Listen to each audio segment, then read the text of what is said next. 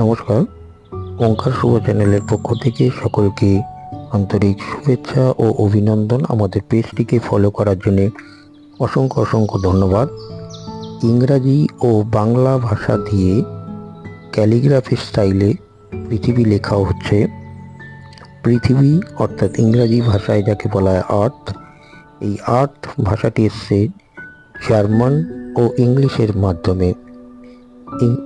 আর্থ মানে হচ্ছে ভূমি বা গ্রাউন্ড। পৃথিবী একমাত্র গ্রহ যে গ্রহটি রোমান বা গ্রিক ভাষার মাধ্যমে আসেনি, এটি জার্মান এবং ইংরাজি মাধ্যমে এসেছে।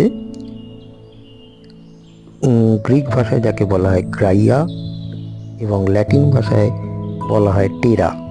পৃথিবীর অর্থ হলো টেরা। এই পৃথিবীকে রক্ষার দায়িত্ব আমাদের।